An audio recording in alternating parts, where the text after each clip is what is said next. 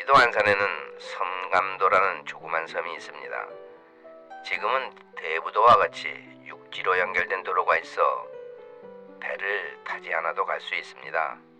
이 섬감도에 1941년 일제 미남이 총독은 조선의 불황아들을 황국신민으로 키운다는 명분으로 선감원이라는 소년 수용소를 만들었습니다.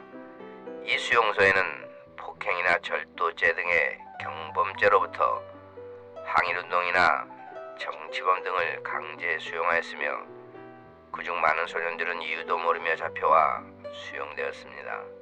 일제의 명목은 불황아 소년들을 감화한다는 것이었지만 실제로는 참혹한 강제 노역소였고 일제전쟁 총알바지 양성소였습니다. 수용된 소년들이 조그만 잘못이라도 하면 극심한 폭행은 물론 대나무를 손톱 밑에 끼워 넣는 고문을 서슴없이 자행했습니다. 배고픔과 강제 노동에 시달리던 많은 아이들이 병들어 죽어나갔습니다. 선감원의 학대에 견디지 못한 소년들은 탈출을 시도하다가 파도에 휩쓸려 익사한 아이들도 부지기수였습니다. 이런 여건에서도 살아남은 소년들은 강제징용되어 일제의 총알바지로 내몰았습니다. 광복 이후 경기도로 이관된 선감원은 선감학원으로 이름만 바꿨을 뿐 1982년까지 계속 거리의 불황아들을 마구 잡아다가 강제 노역을 시키고 학대 행위가 이어졌습니다. 선감도에서는 선감학원장의 권력은 무소불위라 아무도 이야기를 못했습니다. 또 선감학원에서 일어난 일은 기록을 남기지 못하게 했습니다. 주변 사람들도 선감학원장의 보복이 두려워 아무도 이 사실을 외부에 알릴 엄두를 내지 못했습니다. 그래서 선감원의 잔혹한 폭력은 제대로 된 자료도 거의 없어 조용히 잊혀질 뻔했습니다. 그러나 이 선감원 폭력을 세상에 알리기 시작한 사람이 있습니다. 그가 바로 선감도라는 소설을 통해 선감원의 진실을 일본과 한국에 증언한 이하라 히로미츠라는 일본 사람입니다. 이하라 히로미츠는 1942년부터 일제가 패망한 1945년까지 3년을 일제가 빈민 불황아를 격리 수용한다며 세운 선감원의 부원장인 아버지를 따라와 선감도에서 살았습니다. 그때 히로미츠는 나이 7살 일본인 소년이었습니다. 일본으로 돌아온 뒤 선감원에 대해서는 가족 중 그 누구도 입에 올리지 않았지만 선감도에서 유년 시절을 3년을 보낸 히로미츠는 그때 죽어간 자기 또래 아이들을 평생 잊을 수가 없었다고 합니다.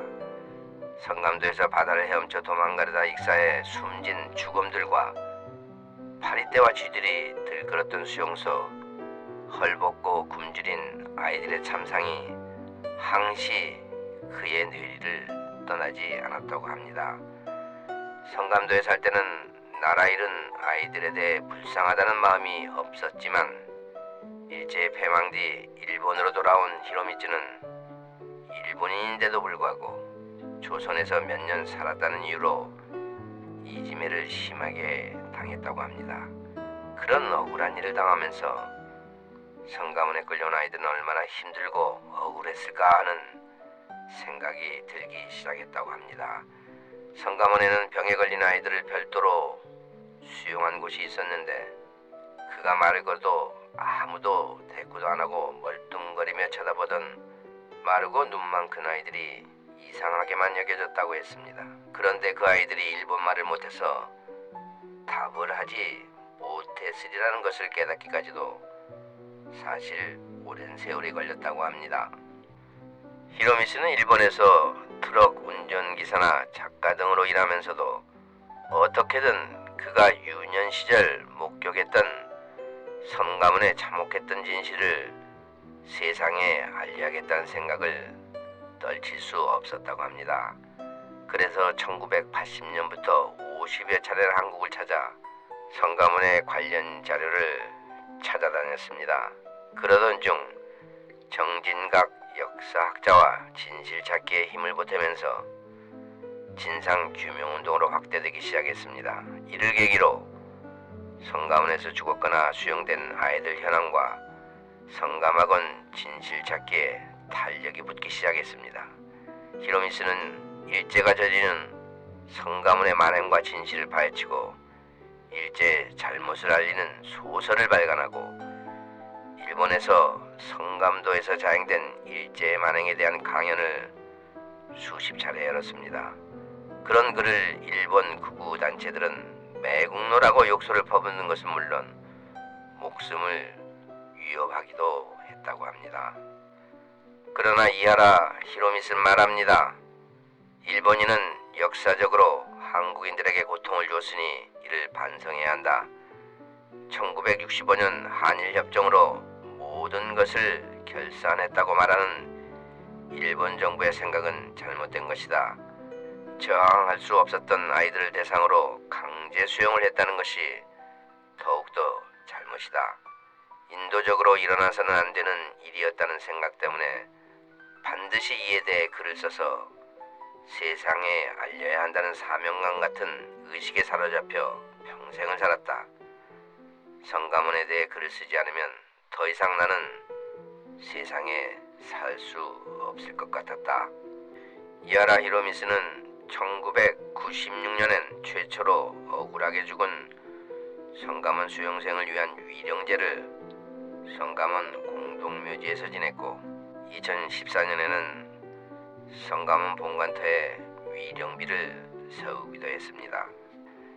이하라 히로미스와 정진각 교수의 이런 노력 덕분인지 주요 언론사에서도 관심을 갖기 시작했으며 각 방송국에서도 성감도를 다룬 특집극들을 다투어 방영했습니다.